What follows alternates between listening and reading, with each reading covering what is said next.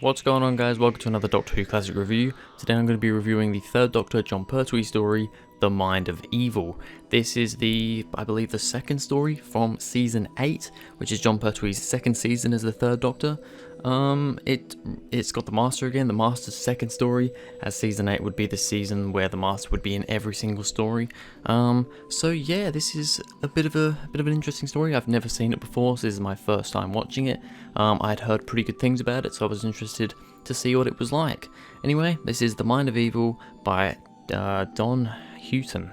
Professor Keller has created a machine that can pacify even the most dangerous of criminals, but when the Doctor and Jo arrive at Stagmore Prison for a demonstration, things start to go horribly wrong, especially when they discover that the Doctor's old enemy, the Master, is responsible for the machine. What could he possibly want from the criminals, and what connects him with an impending World Peace Conference? So a fairly basic sort of plot on the back of there, not a whole lot of information given really. But yeah, that's The Mind of Evil's basic plot. This machine that supposedly makes criminals good again, kind of gets rid of all the evil from them. However, yeah, it doesn't go very right, because it turns out this machine is actually kind of a creature. It's not just a machine, it's a creature within the machine, and also the Master's also meddling with it as well, so it's bound to go wrong and not exactly how people were expecting it to go. So anyway, let's get started with the cast. Jon Pertwee is the third Doctor. Yeah, he's really good in this one. Quite a few good moments. Honestly, nothing amazingly stand out, I don't think, in this one, but there are definitely good moments here. Jon Pertwee's just on form, as he always is. So yeah, not really a whole lot to say, to be honest. Katie Manning is Jo Grant. Some pretty good stuff for her in this one, I think. Obviously, this is her second story, and yeah, she's really good. She has some good moments with some good chemistry and everything with some of the prisoners and all that sort of stuff, and her meeting the Master again as well. Yeah, altogether, Katie Manning really good as always. You've got Nicholas Courtney as Brigadier Lethbridge Stewart, who's really good. Once again, not a whole lot else I can say. Same goes for Richard Franklin as Captain Yates, John Levine as Sergeant Benton, and then you've got Roger Delgado as the Master. Obviously, this is also his second appearance, and yeah, he's really good in this one.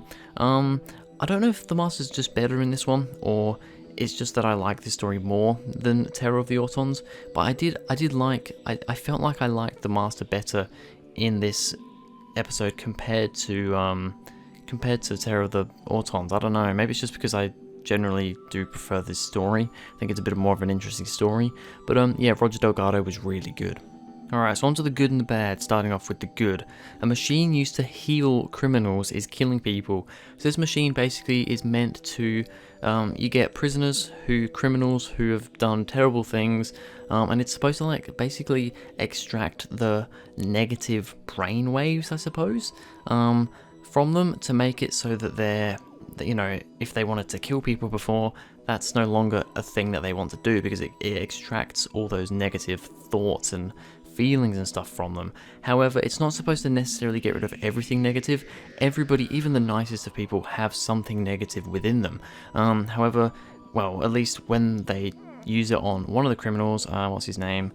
Barnum, when they use it on him, it kind of goes a bit wrong, and it ends up extracting every single negative feeling from him, so he's like the nicest person possible, and it's just he's almost a bit idiot. He's a bit of an idiot. He's a bit stupid. It's very strange. The rest of the time though, basically the machine kind of latches onto your brain, makes you think of something that you're really afraid of, and it kind of projects it. And so for instance, one guy, he is terrified of drowning, and he ends up drowning. He supposedly drowns because that's his fear. That's what the machine makes him think he's doing, and he dies from it. The Doctor thinks that he's like on fire. That's actually my next point. The Doctor being on fire, linking to the episode Inferno. So the Doctor obviously very scared, very traumatized by the whole Inferno situation that happened 2 stories prior to this. And he, thinks of the burning, and he thinks he's burning up inside. He also has like images of Daleks and Cybermen Ice Warriors, Silurians, all these monsters that he's faced are basically what's going through his head, but it's mainly the burning and the fire that he's trying to kill him. And I think that's really interesting. We see a couple of times the Doctor getting latched on by this machine when it's trying to kill him. Luckily, both times he managed to just about avoid it, with I think Joe coming in the first time and stopping, kind of distracting the machine, and then Barnum comes in the second time, I think. And when Barnum's in there, he can't die, which we'll get onto. Well, the machine can't do anything to him because we'll get onto that in a minute. But yeah, I liked all that stuff with the machine latching onto people's fears and killing them with the fears. I thought that was actually a really interesting little thing. The first time we see the Master use a disguise, I believe this is the case. Correct me if I'm wrong, I don't think the Master used a disguise in Terror of the Autons. I don't think. I kind of had a quick look through my notes because it's been a while since I watched that one, and I've only watched it once. And I didn't put any notes down about him using a disguise, and I think I would have if he did. So yeah, the Master's quite well known, especially in the classic series, as using disguises quite a lot. And this, from what I can tell, from what I remember, is the first time that he used the disguise. I mean, I knew that the Master was in this story, although I haven't seen this story before. As soon as I saw that guy, I knew it was the Master because one, they kind of weren't showing his face, but they were kind of just, you could kind of just see the bottom of his face, like his chin, and you could tell that it wasn't a real face, it was like a mask. So straight away I knew it was the Master, with the hair and everything as well. But I do like that, this is the start of the Master using disguises, which is just a really interesting little thing. The Master imagines the Doctor when the machine gets into his head. This is an interesting thing. The machine gets into the Master's head at one point, and it shows the Doctor laughing at him. Now, I think this is really interesting because the Master's biggest fear, apparently, is the Doctor, I guess, winning him, like beating him, because the Doctor's like laughing at him, like, ha ha ha, you're losing or whatever, you're gonna die, I don't know what it is, but it's just the Doctor laughing at him like a maniac, basically, like a crazy laugh, and he looks absolutely terrified. I think that's a really interesting thing to show that. Yeah, I just quite like that scene. I just thought that was really interesting, that, the Master is terrified of the Doctor in a lot of ways, or at least he's terrified of the Doctor beating him, like completely beating him and looking down on him like he's really weak. I find that really interesting. And then the final good thing I have to say, really, is that the machine doesn't work with Barnum around because he has no evil left in his mind. Now, I thought this was a little bit weird in a way because, yes, it can't latch on and do anything to Barnum because there's no negative frame waves, no negative things to take out of him, so the machine can't do anything. But at the same time, if there's other people in the room, can't the machine just latch onto the other people? I don't know how that works.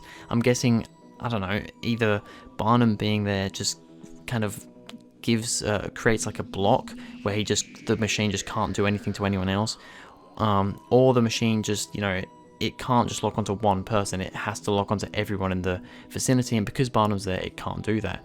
So I think that's an interesting concept. It definitely, it's there for the plot, and I think it works quite well.